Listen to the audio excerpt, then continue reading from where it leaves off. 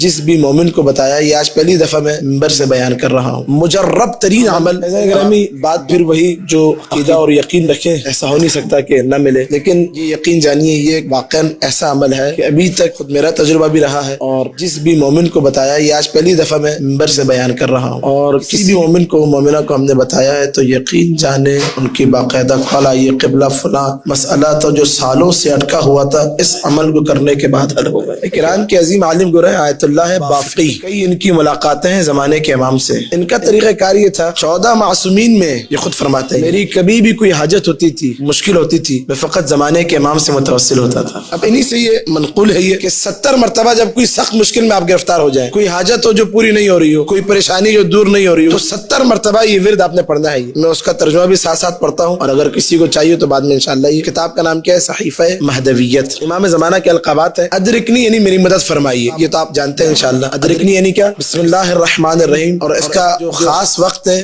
جمعے کے دن سحر کے وقت یہ کرنا ہے، یہ 70 مرتبہ۔ جمعے کا دن کس سے منسوب ہے؟ زمانے کے امام سے۔ وقت سحر 70 مرتبہ مصلی پر بیٹھ کر انسان خلوص دل کے ساتھ، یا فاورس الحجاز، اے حجاز کے شہ سوار، ادرکنی میری مدد کیجیے۔ یا ابا صالح، لقب امام کا، اے ابا صالح ادرکنی میری مدد کیجیے۔ یا اب امام کی کنیت، یا ابا القاسم المہدی، کنیت وہی آخری امام کی جو پیغمبر اکرم کی کنیت ہے، توجہ ہے حضرات کی۔ یا ابا القاسم المہدی ادرکنی ادرکنی ادرکنی، اب 3 دفعہ بولنا ہے ادرکنی، میری مدد کیجیے، میری مدد کیجیے، میری مدد کیجیے۔ آخری جملے بڑے لطیف ہیں، یقین جانے یہ جملے آپ کو زندگی میں جوڑ دیں گے امام زمانہ کے ساتھ۔ وَلَا تَدَعْنِي، اے مولا مجھے مت چھوڑیے گا، تدع مجھے مت چھوڑیے گا۔ فَإِنِّي عَاجِزٌ، مولا میں عاجز ہوں، ناتواں ہوں، ذلیل ہوں۔ فَإِنِّي عَاجِزٌ ذلیل، یہ 1 یا 1.5 لائن بنتی ہے، 2 لائنیں بنتی ہیں میرے خیال۔ 70 مرتبہ انسان پڑھے، آیت اللہ بافقی کرے میں ضمانت لیتا ہوں ہو نہیں سکتا کہ کوئی مشکل یا حاجت ہو اور پوری نہ ہو۔ ہم امام زمانہ کی رعیت ہیں،